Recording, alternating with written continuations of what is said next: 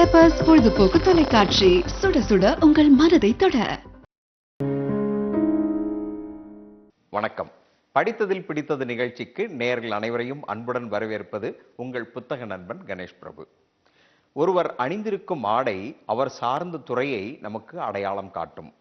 வெள்ளை ஆடை என்றால் மருத்துவரையும், கருப்பு ஆடை என்றால் வழக்கறிஞரையும், காவி ஆடை என்றால் ஆன்மீகவாதியையும் நமக்கு அடையாளம் காட்டும். ஆனால் இந்த ஆடைக்குள்ளே இத்தனை பிரம்மாண்டங்களா என்று நம்மை வியக்க வைக்கிறார் இன்றைய நமது படித்ததில் பிடித்தது நிகழ்ச்சியின் சிறப்பு விருந்தினர், தமிழ்நாடு காவல்துறையின் துணை ஆணையர் திரு டி செந்தில்குமார் அவர்கள்.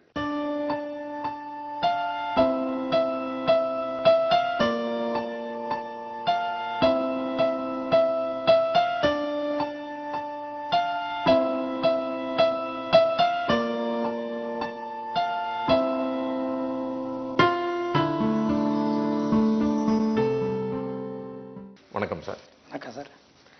சார், நீங்க இருக்கக்கூடிய காவல்துறையில ஒரு உயரதிகாரியா நீங்க இருக்கீங்க.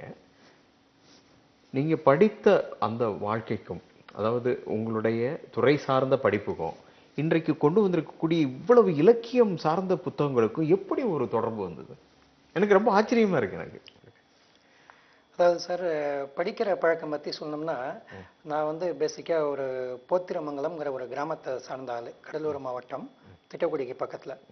இந்த படிக்கிற பழக்கம் எப்படி வந்ததுன்னா, சின்ன வயசுலேயே கிராமத்தில் வந்து இந்த தினமலர் பேப்பர் விற்கும்போது பேப்பர் வந்து 3 ரூபாய் 2 ரூபாய் அந்த மாதிரி இருக்கும்.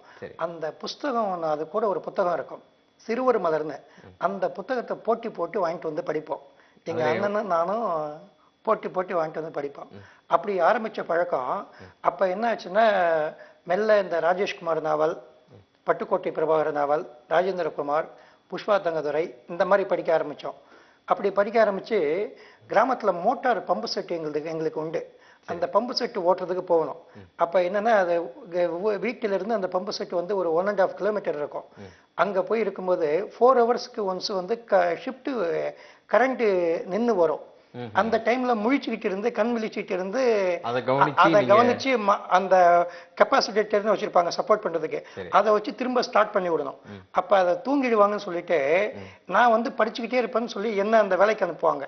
அப்ப போக ஆரம்பிச்ச பிறகு அந்த மோட்டாரை கரெக்டா விழிச்சிட்டு இருந்து ஆன் பண்ணி விடுதுமேனு படிக்க ஆரம்பிச்சேன். அப்பதான் பாலகுமாரன் நாவல், தமிழ்வாணன் நாவல், இதெல்லாம் எல்லா நாவலும் படிக்க ஆரம்பிச்சேன். வயலுக்கும் நீர் பாய்ச்சிட்டு அறிவுக்கும் நீர் பாய்ச்சிக்கிட்டீங்க அப்படி கூட சொல்லலாம். இப்ப அந்த மாதிரி இருக்கும்போது, ஆவினங்குடியில நான் படிச்சுட்டு இருக்கும்போது எங்களுடைய பள்ளிக்கூடத்துக்கு பக்கத்திலே வந்து ஒரு நூலகம் உண்டு. அந்த நூலகத்துல போய் தமிழ்வாணன் புஸ்தகம் தேடி தேடி கண்டுபிடிச்சு படிப்பேன். இன்னொரு செருப்பு எங்கே, இரும்பு கை, அதாவது மாயாவி, சங்கர்லால் துப்பறிகிறார் அப்படின்ட்டு அதுல போலீஸ் கேரக்டர்லாம் வரும். சங்கர்லால், வகாப், இன்ஸ்பெக்டர், இந்த மாதிரிலாம். அதே மாதிரி அந்த இது தமிழ்வாணன் படிக்கும்போது தமிழ்வாணன் ஒன்று எழுதியிருப்பாரு, மணிமொழி என்னை மறந்து விடுன்னு. கிட்டத்தட்ட 600 பக்கத்துக்கு மேல உள்ள ஒரு நாவல், ஒரு லவ் ஸ்டோரி. பட் 9வது படிக்கும்போது அந்த மாதிரி புத்தகம்லாம் ரொம்ப விரும்பி படிக்க ஆரம்பிச்சேன். சங்கர்லால் படிக்க ஆரம்பிச்சதுனால இந்த துறைக்கு நீங்க வந்திருக்கீங்களா? இல்ல, அப்படின்னு இல்லை. பட் படிக்கிற பழக்கம் இருந்ததால தேர்வு எழுதும்போது இது ஒரு விருப்பமா கொடுத்து இந்த பணிக்கு வந்தேன். ரொம்ப சந்தோஷம் சார். இப்ப இலக்கியம் சார்ந்த பல புத்தகங்களை பத்தி எங்கள்கிட்ட பகிர்ந்து கொள்ளுங்களேன்.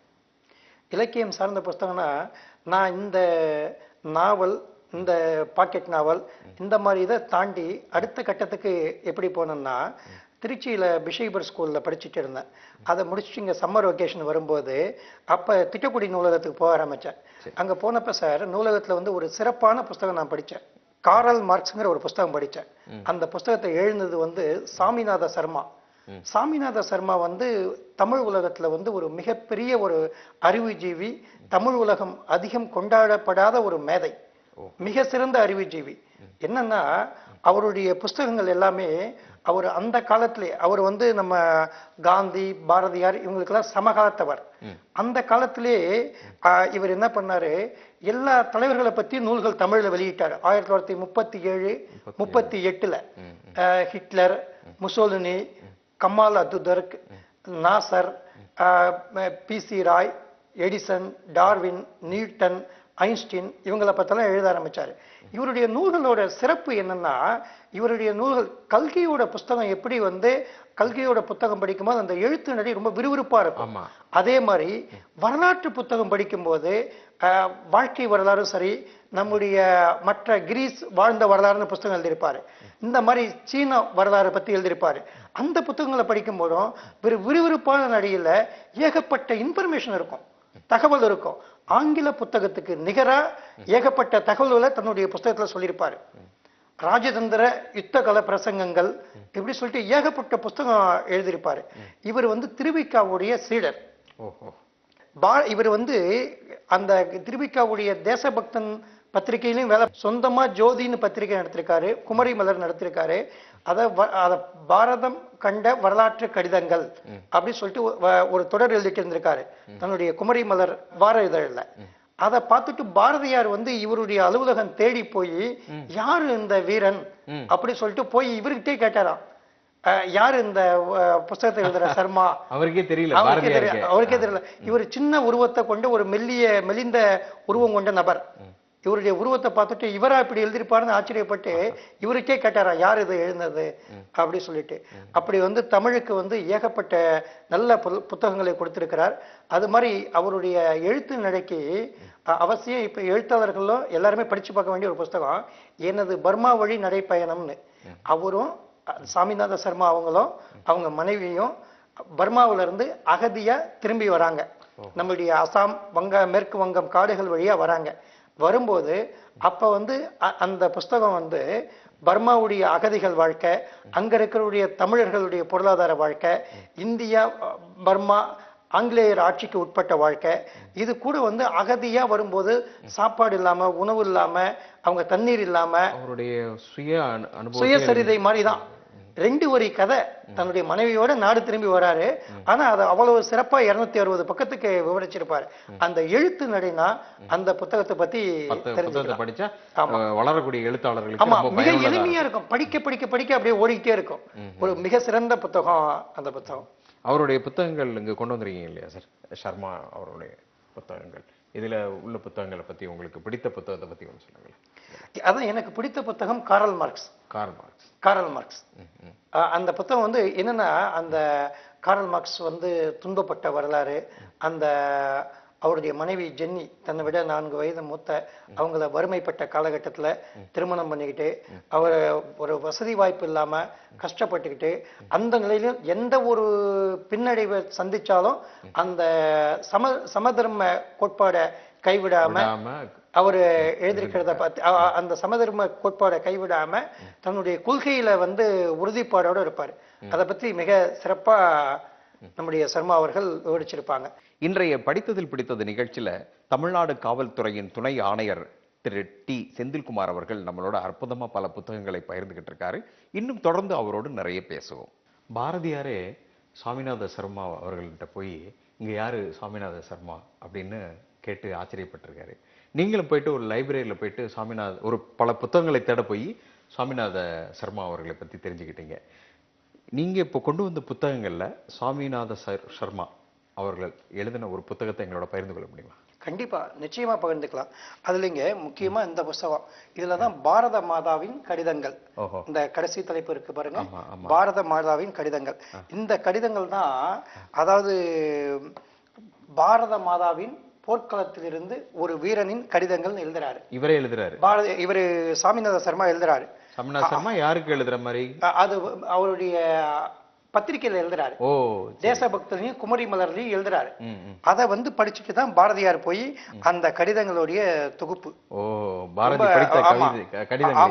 ஆமா, ரொம்ப வீரமா இந்த இதுக்கு வந்து நம்ம அடங்கி போயிடக்கூடாது அப்படின்ட்டு பிரிட்டிஷ் அரசு நேரடியா தாக்க முடியாதுங்கிறதுக்காக பல பண்டைய கால உதாரணங்களை சொல்லி, சிவாஜியோட வாழ்க்கை வரலாறு சொல்லி வீர உணர்ச்சி ஊட்டுற மாதிரி எழுதியிருப்பாரு. அதே மாதிரி இந்த நூல்லே நீங்க இப்ப கேட்டதால சொல்றேன், சாமிநாத சர்மா அவருடைய மனைவி இறந்து போயிடுவாங்க. அவருக்கு குழந்தை கிடையாது. அவருக்கு வந்து இருந்த ஒரே ஆறுதல் மனைவிதான். தன்னுடைய மனைவி இறந்து போன பிறகு அவர் வந்து அவருடைய நண்பர் சொக்கலிங்க செட்டியாருக்கு கடிதம் எழுதுவார் பர்மாவில இருந்து. அந்த கடிதங்களுடைய தொகுப்பு ஒரு மிகப்பெரிய வரலாற்று ஆவணம். அதை வந்து அவர் ஒரு புஸ்தகம் எழுதியிருப்பாரு, அவள் பிரிவு அதுவும் இதுல ஆமா தொகுப்பார் இந்த அவல் தொகுப்புல இருக்கு. பிரிவு அதுல வந்து எழுதியிருப்பாரு. இது வந்து பெண்களுமே படிக்கணும்னு சொல்லிட்டு நிறைய ஒரு தமிழ் அறிஞர்கள் சொல்லுவாங்க. ஒரு குடும்ப வாழ்க்கையில ஒரு மனைவி எப்படி ஒரு கணவனுக்கு அனுசரணையா இருப்பாங்க, அவங்களுடைய வெற்றிக்கு எப்படி உறுதுணையா இருப்பாங்க, அவங்களுடைய இலக்கிய பணிக்கு எவ்வளவு ஒரு உற்ற துணையா இருப்பாங்க. அதே மாதிரி குழந்தை இல்லாட்டினாலுமே ஒரு கணவன் தன்னுடைய மனைவிக்கு எப்படி ஒரு குழந்தை மாதிரியும், ஒரு மனைவி தன்னுடைய கணவனுக்கு குழந்தையாகவும் எப்படி பணிபுரிய முடியும். நிறைய ஒரு நல்ல தகவல்களை அதுல வந்து அவருக்கே உரிய எழுத்து நடையில ரொம்ப எளிமையா சொல்லியிருப்பாரு. அவசியம் படிக்கலாம் இதை. நிச்சயமா நிச்சயமா ரொம்ப அற்புதமான நூல் இது. இந்த எத்தனாவது வால்யூம் சார் அது? இது வந்து சாமிநாத சர்மா நூல்கள் வந்து இப்போ ஒரு பதிப்பகம் வந்து 13 வால்யூம் போட்டிருக்காங்க. எனக்கு தெரிஞ்சு நான் வாங்கும்போது 13 தொகுப்புகள் இருந்தது. அதுல 11வது வால்யத்துல இதை சொல்லியிருக்காங்க. அவர் எழுதின புஸ்தகத்துலங்க முக்கியமான புத்தகங்கள் சர்சிவி ராமன் பத்தி எழுதினது கிடைக்கல. இன்னும் கிரௌஞ்சவதம் அப்படி நிறைய புஸ்தகங்கள் வந்து அவர் எழுதின புஸ்தகங்கள் வந்து கிடைக்கலன்னு சொல்லிட்டு அவரை பற்றி ஆராய்ச்சி பண்ணவர்கள்லாம் வருத்தப்பட்டு சொல்லியிருக்காங்க. அவர் எழுதிய புஸ்தகங்கள் இன்னுமே ஒரு சில புத்தகங்கள்லாம் நமக்கு கிடைக்கல அப்படின்னு சொல்லிட்டு. இப்ப நிறைய பேருக்கு தெரியாத இந்த சுவாமிநாத சர்மாவை நீங்க எப்படி அடையாளம் கண்டீங்க? அதுக்கு நூலகம் தான் காரணம். நூலகத்துல தேடி பிடிக்கும் போது, அதாவது எனக்கு வாழ்க்கை வரலாறு புத்தகங்கள் மேல மிகுந்த ஈடுபாடு வர ஆரம்பிச்சது. அப்ப வந்து படிக்கும்போது இதுக்கு அடுத்ததான் ஒரு புஸ்தகம் படிச்சேன்.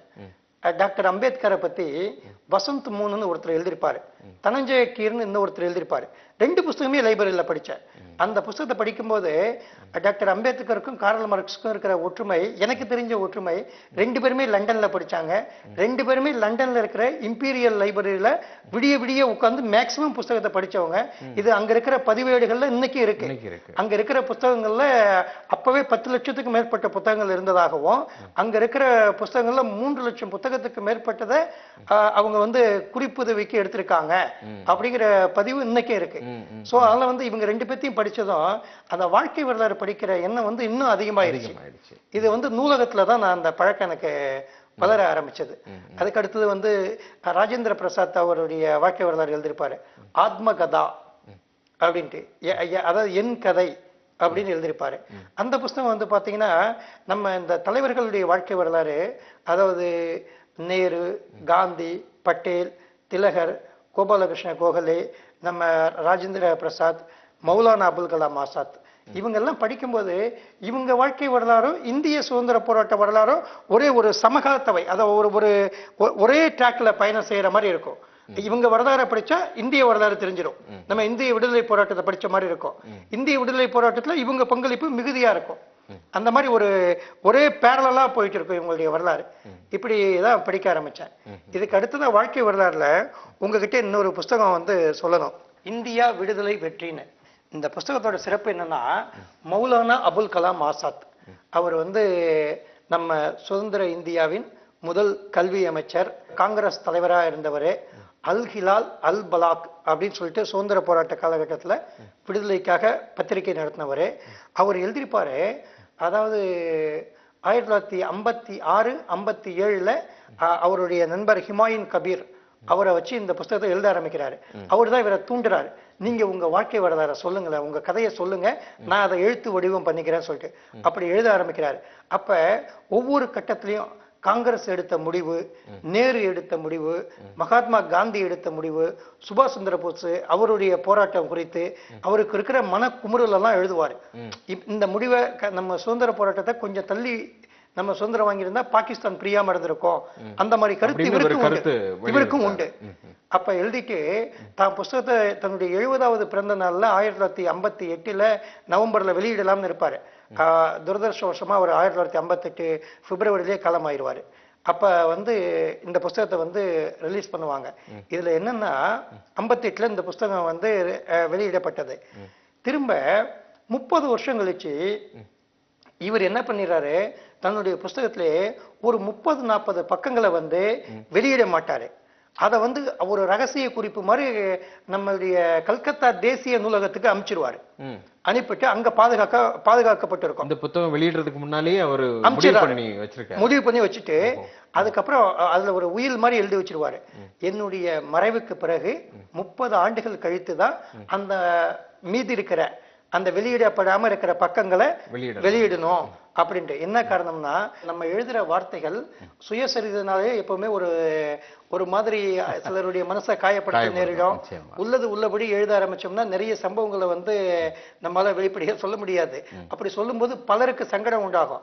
அதனால என்னுடைய இறப்புக்கு பிறகு 30 வருஷம் கழிச்சு தான் வெளியிடணும் அப்படின்னு சொல்லிட்டு ஒரு கணிசமான பக்கங்கள், ஒரு 40 பக்கங்களை வந்து நம்முடைய கல்கத்தா தேசிய நூலகத்திற்கும் ஒரு காப்பி அங்க, ஒரு காப்பி வந்து நம்ம டெல்லி வந்து சுவடிகள் பாதுகாப்பு மையம் அதுக்கு அனுப்பிச்சிருவாரு. ஆர்கிவஸ் அங்க அனுப்பிச்சிருவாரு. அங்க அனுப்பிட்டு அதுக்கப்புறம் 88ல தான் அவர் 1958ல இறந்த பிறகு 1988ல ஓரியன்ட் லாங்மேன் வந்து பதிப்புரிமை பெற்று அதை வந்து முழுமைப்படுத்தப்பட்ட முழு பக்கமும் அடங்கிய பதிப்பு வந்துருச்சு. அது இப்ப தமிழ்லயும் வந்து நல்ல ஒரு தரமான புஸ்தகம். இப்ப இது வந்து தமிழ்லயும் வந்துருச்சு. அவசியம் படிக்கலாம். அதுவும் அந்த இந்திய வரலாறை தெரிஞ்சுக்கணுங்கிற வரலாற்று மாணவர்களுக்கும் சுதந்திர போராட்டத்துல தலைவர்களுக்கிடையே இருந்த ஒவ்வொரு முடிவு எடுக்கும் போதும் அவங்களுக்குள்ள இருந்த ஒரு மன குமுறல்கள், ஒரு தலைவர் இப்படி எடுக்கலாம், ஒரு தலைவர் இப்படி மாத்தி எடுத்திருக்கலாமா, எல்லாத்தையும் வெளிப்படையா சொல்லியிருக்கிற ஒரு நல்ல புத்தகம், நல்ல தமிழாக்கமும் கூட. நிச்சயமா சார். உங்களுக்கு சங்க கால இலக்கிய புத்தகங்கள் நீங்க படிச்சிருக்கீங்களா சார்? நிறைய படிச்சிருக்கேன். என்னென்ன மாதிரியான புத்தகங்கள்? அதாவது நம்ம சங்க இலக்கியம்ங்கிறது ஒரு மெச்சத்தகுந்த ஒரு படைப்பு. அது வந்து எழுத்து நடை கடினமா இருக்குமாங்க. நம்ம எல்லாம் வந்து தமிழ் வந்து செம்மொழியா அறிவிக்கப்பட்டிருக்குன்னு சொல்லிட்டு பெருமைப்படுறோம். தமிழ் வந்து தொன்மை வாழ்ந்த மொழி, இலக்கிய வளம் வாய்ந்த மொழி, இலக்கணம் வந்து உலகத்திற்கே வந்து 3000 வருஷத்துக்கு முன்னாடியே தொல்காப்பியம், அகத்தியம் அப்படிங்கிற இலக்கணத்தை கொடுத்த மொழின்னு பெருமைப்பட்டுக்கிறோம். ஆனா நம்ம சங்க இலக்கியத்தை வந்து நம்ம தமிழ் மக்களே ஒன்னும் பெருசா கொண்டாட மாதிரி தெரியல. நம்ம கடினமா இருந்தனால கொண்டாட மாட்டாங்களா? கடினமானதுன்னு அப்படின்னு சொல்ல முடியாது. அது எழுத்து நடை கடினமானதுதான். ஆனா அதுல வந்து இருக்கிற கருத்து இருக்க அத மாதிரி இனிமையான கருத்து இருக்க முடியாதுங்க. புறநானூறு புத்தகத்துல 183வது ஒரு பாட்டு இருக்கும். என்ன பாட்டு? அதாவது கல்வியோட சிறப்பை பத்தி சொல்லியிருப்பாங்க.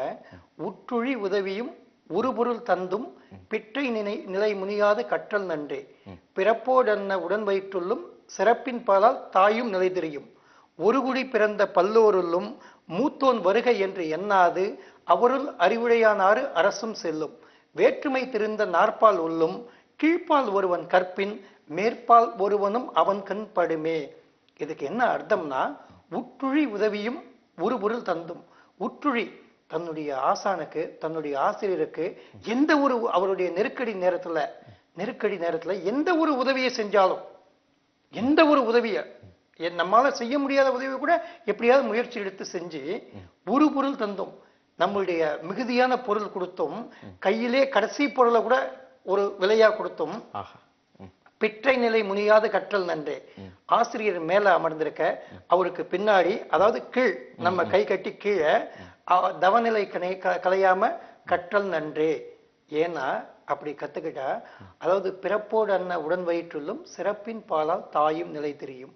ஒரு தாய்க்கு எத்தனை பிள்ளைகள் இருந்தாலும் தாய்ப்பாசங்கிறது ஒன்றுதான். அதுல எந்த ஒரு திரிபும் இருக்க முடியாது. ஆனா தன்னுடைய ஒரு பையன், ஒரு குழந்தை கற்றவன், பேரறிஞன், இவன் வந்து மெத்த படித்தவன், விஷய ஞானம் மிக்கவன் அப்படின்னா அந்த தாய்க்கு தன்னை அறியாமலே அவன் மேலதான் பாசம் அதிகமா போடுவான். தாய்ப்பாலே திரியிற விட கல்வி. பிறப்போடன்ன உடன் வயிற்றுள்ளும் சிறப்பின் பாலால் தாயும் நிலை தெரியும். என்னன்னாங்க, ஒரு அரசாங்கம் இருக்கு. அரசாங்கம் ஒரு வேலைக்கு ஆள் எடுக்கும் போது வயசை பார்த்து வீட்டுல மூத்தவரு, இவர் பெரியவரு, இவருக்கு வேலை கொடுப்போம் அப்படியே கொடுக்குறாங்க? கிடையாது. யாரு திறமை மிக்கவர்கள், யாரு அறிவு மிக்கவர்கள், யாரு தகுதி மிக்கவர்கள், யாரு இந்த போட்டியை எதிர்கொள்ள திறன் பெற்றவர்கள், அவர்களுக்கு தானே அரசாங்கம் வேலை கொடுக்குது. அதனால வந்து ஒரு குடி பிறந்த பல்லோருள்ளும் மூத்தோன் வருகை என்று எண்ணாது அவருள் அறிவுடையானாரு அரசும் செல்லும். அரசாங்கம் எப்பவுமே வேலைக்கு ஆள் எடுக்கும் போது வயசை பார்த்து ஆளை தேர்வு செய்ய மாட்டாங்க. அப்ப இது தன்னுடைய மூத்தவங்களுக்கு ஒரு வேலை கொடுத்துருவோம் அப்படின்னு கொடுக்க மாட்டாங்க. யாரு திறமை மிக்கங்க, யாரு அறிவு மிக்கவர்கள், யாரு அந்த போட்டியை எதிர்கொள்ளும் ஆற்றல் மிக்கவர்கள் அப்படின்னு சொல்லிட்டு தான் வேலைக்கு எடுத்துக்குவாங்க. அதாவது அடுத்த வரி இருக்கு பாருங்க, வேற்றுமை தெரிந்த நாற்பால் உள்ளும் கீழ்ப்பால் ஒருவன் கற்பின் மேற்பால் ஒருவனும் அவன் கண் படுமே. அதான் வந்து ஒரு சிறப்பம்சம் அந்த பாடல்ல. அதாவது நம்ம பிராமணா, சத்திரியா, வைசியா, சூத்ரா அப்படின்னு 4 வகை வர்ணம் இருந்தாலும் ஒரு சூத்திரன், ஒரு கீழ்சாதி, ஒரு புறக்கணிக்கப்பட்டவர்கள் சொல்லப்படுற ஒரு சாதி ஒருத்தர் படிச்சுட்டா மேல் சாதி என்று சொல்லப்படுகிற பிராமணா எந்த இனமா இருந்தாலும் சரி, அந்த படித்தவனுக்கு கீழே அவனுக்கு கை கட்டி சேவகம் செஞ்சாகணும். வேற்றுமை தெரிந்த நாற்பால் உள்ளும் கீழ்ப்பால் ஒருவன் கற்பின் மேற்பால் ஒருவனும் அவன் கண் படுமே. அதுக்காகவாது படிங்க, அதுக்காகவாது படி அப்படின்னு சொல்லிட்டு எவ்வளவு ஒரு கல்வியோட முக்கியத்துவத்தை 2500 வருஷத்துக்கு முன்னாடியே சொல்லியிருக்காங்க. இத சொன்னது ஒரு நீதிமானோ, ஒரு புலவனோ, ஒரு எழுத்தாளரோ, ஒரு படைப்பாளனோ கிடையாது. இத சொன்னது ஒரு அரசன், ஒரு மன்னன். ஆரிய படை கடந்த பாண்டிய நெடுஞ்செழிய மன்னன் தன் நாட்டு தன் மக்களை படிக்க சொல்லி வலியுறுத்துகிறார். கல்வியோட முக்கியத்துவம் இப்படிடா அப்படின்ட்டு. அதனால ஒரு குடி பிறந்த பல்லோரிலும் மூத்தோன் வருகை என்று எண்ணாது அவருள் அறிவுடையானார் அரசும் செல்லும். நான் மன்னனா இருந்தாலும் நான் வேலைக்கு ஆள் எடுக்கும் போது வயசை பார்த்து எடுக்க மாட்டேன், அறிவை பார்த்து தான் எடுப்பேன். அதனால நீ அறிவை வளர்த்துக்கோ அப்படின்ற படி அப்படிங்கிறாரு. இந்த கருத்துக்கள்லாம் புறநானூறுல தான் சொல்லியிருக்காங்க, புறநானூறுல தான் சொல்லியிருக்காங்க. சோ அதனால நம்ம புறநானூறு ஒரு கடினமான புஸ்தகம், கடினமான எழுத்து நிலைனாலும் கண்டிப்பா இதை படிச்சா பொருள் கொள்ளக்கூடியதா தான் இருக்கும். ஸோ ரொம்ப எளிமையான ஒரு பொருளை அது கொடுத்துருக்கு. ஆனா படிக்கும்போது கடினமா இருக்கு இல்லையா? ஒரு மாத்திரையை சாப்பிடும்போது எவ்வளவு கடினமோ அந்த மாதிரியான கடினம் இருக்கிறது. இதே போல இன்னொரு புறநானூறுல இருந்து வேற ஒரு சங்க இலக்கியங்களையும் புறநானூறுல இருந்து வேற சில கருத்து இருக்குங்க. அதாவது அந்த கற்றோருக்கு சென்ற இடம்லாம் சிறப்புமாங்கல்ல. நம்ம இதுல உங்களுக்கு இந்த இடத்துல இன்னொரு புஸ்தகம் சொல்றேன். அந்த புஸ்தகம் இருக்கு பாருங்க, அற இலக்கிய களஞ்சியம். இது ஒரு அருமையான படைப்பு. இது ஒரு அருமையான படைப்பு. தமிழ்ல இருக்கிற அனைத்து அற இலக்கியங்களும் நம்ம 11 கீழ்கணக்குன்னு ஒண்ணு உண்டு. சங்க இலக்கியத்தை மேல் கணக்கு கீழ்கணக்குன்னு பிரிச்சிருப்பாங்க. 11 மேல் கணக்கு, 11 கீழ்கணக்கு. மேல் கணக்குனா 10 பாட்டு 8 தொகை. கீழ்கணக்கு 4 அடி, நானார், பைந்தினை, முப்பால், கடுகம், கோவை, பழமொழி, மாமூலம், இந்நிலை சொல் காஞ்சியுடன் இயலாது என்பனவே கைநிலைய வாங்கி கணக்கு இல்லையா? அந்த 18 நூல்கள், அந்த 18 நூல்களோட கருத்து மட்டும் இல்லாம அயல் மொழியிலிருந்து, இந்தியில சமஸ்கிருதத்துல இருக்கிறது நல்ல கருத்துக்கள், உலக நீதி நெறி விளக்கம், உலக நீதி, இது மாதிரி பஞ்சதந்திர கதைகள், இதுல எல்லா கருத்தையும் தொகுத்து இப்ப கல்வினா கல்வியியல் அப்படின்னா கல்வியை பத்தி இந்த புத்தகங்கள் எல்லாம் என்ன சொல்லியிருக்காங்க? எல்லா புத்தகமும் என்ன சொல்லியிருக்காங்க? ஒரு புத்தகத்தை பத்தி மட்டும் நட்பு திருக்குறள் என்ன சொல்லியிருக்கு, சிறுபுஞ்ச மூலம் என்ன சொல்லியிருக்கு, ஆசார கோவை என்ன சொல்லியிருக்குன்னு அதுல ஒண்ணு சொல்லியிருப்பாரு. இந்த கற்றோருக்கு சென்ற இடம்லாம் சிறப்பும்பாங்களே, அத சொல்லியிருப்பாரு. பழமொழி 400 ஒரு புத்தகம், அது இதுல வரும். அதுல அந்த புஸ்தகத்தை எழுதினது முன்றுரையனார். அந்த புத்தகத்துல ஒரு கருத்து இருக்கும். ஆற்றவும் கற்றார் அறிவுடையார், ஆற்றவும் கற்றார் அறிவுடையார், அஃதுடையார் நாற்றிசையும் செல்லாத நாடில்லை, அந்நாடும் வேற்று நாடு ஆகா தமவே ஆம், ஆகையால் ஆற்று உணா வேண்டுவது இல். என்ன அர்த்தம்னா, ஆற்றவும் கற்றார் அறிவுடையார், மெத்த படித்தவர்கள், பல நூல்களை கற்றவர்கள், அவங்க கல்வி வளம் பெற்றவர்கள், பல நூல்களை கற்ற அறிவுடையவர்கள் இருக்காங்க இல்லையா, அவங்க நாற்றிசையும் செல்லாத நாடில்லை. அந்த கற்றறிந்தவர்கள் 4 பக்கமும் அந்த உலகத்துல பிரபஞ்சத்துல செல்லாத நாடு இல்லை. எல்லா இடத்துக்கும் அவங்களால போக முடியும்டா, எளிமையா போக முடியும், போயிட்டு வர முடியும். அப்படி போனாலும் அந்நாடு வேற்று நாடு ஆகா. அவங்க எந்த ஊருக்கு போனாலும், எந்த மொழி பேசுற நாட்டுக்கு போனாலும், எந்த கலாச்சாரம் கடைபிடிக்கிற நாட்டுக்கு போனாலும் அந்த நாடு வேற்று நாடு ஆகா தமவே ஆம். படிச்சவங்களுக்கு எல்லா நாடும் தமவே ஆம். ஆகையால் ஆற்று உணா வேண்டுவது இல். அதனால கட்டி சோறு கட்டி எடுத்துட்டு போக வேண்டிய அவசியம் இல்ல. கற்றோருக்கு சென்ற இடமெல்லாம் சிறப்பு. இந்த கல்விய நூல்களை மட்டும் நீ படிச்சுட்டினா கற்றோருக்கு சென்ற இடமெல்லாம் சிறப்பு. எல்லா நாடும் தம் நாடாயே ஆகும். பூங்குன்றன் சொல்லியிருப்பாரு, கணியன் பூங்குன்றன், யாதும் ஊரே யாவரும் கேளிருன்னு. அதே மாதிரி எல்லா நாடும் தம் நாற்றுசையும் செல்லாத நாடு இல்லை, அந்நாடும் வேற்று நாடு ஆகா தமவே ஆம், ஆகையால் ஆற்று உணா வேண்டுவது இல். அற்புதம். பழமொழி 400 சொல்லியிருக்காங்க. அந்த அற இலக்கிய களஞ்சியங்க காப்பா அரவாணன் எழுதின புஸ்தகம் மிகப்பெரிய ஒரு லெபோரியஸ் ஒர்க்குங்க. தமிழ்ல வந்து ஒரு ஒரு மிகப்பெரிய ஒர்க்கு, கிட்டத்தட்ட 1000 பக்கத்துல எழுதியிருக்காரு. எல்லா நூல்களையும் எல்லா அற இலக்கியங்களையும் நீதிநெறி இலக்கியங்களையும் தொகுத்து அதை தலைப்பு வாரியா எளிமைப்படுத்தி அமைச்சியல், அரசியல், நட்பு, தோழமை எல்லாத்தையும் வகைப்படுத்தி தோல்வி எல்லாத்தையும் அந்தந்த தலைப்பு வாரியா பிரித்து அதை தொகுத்திருப்பார். ஒரு மிக அற்புதமான படைப்பு அது. இன்றைய படித்ததில் பிடித்தது நிகழ்ச்சி ரொம்பவுமே அற்புதமா இருந்தது, பிரம்மாண்டமா இருந்தது. கம்பீரமான காக்கி உடைக்குள்ளே இத்தனை பிரமிப்பான புத்தக சுரங்கங்களா என்று நம்மை ஆச்சரியப்பட வைத்திருக்கிறார் திரு டி செந்தில்குமார் அவர்கள். அவர்கள் காட்டிய ஒவ்வொரு புத்தகங்களும் இதுவரை நாம் கண்டிராத பல அற்புதமான பொக்கிஷங்கள். இந்த பொக்கிஷங்கள் இந்த வாரத்தோடு நிறைவு பெறவில்லை, மீண்டும் அடுத்த வாரம் தொடரும். அதுவரை உங்களிடமிருந்து விடைபெறுவது உங்கள் புத்தக நண்பன் கணேஷ் பிரபு. நன்றி.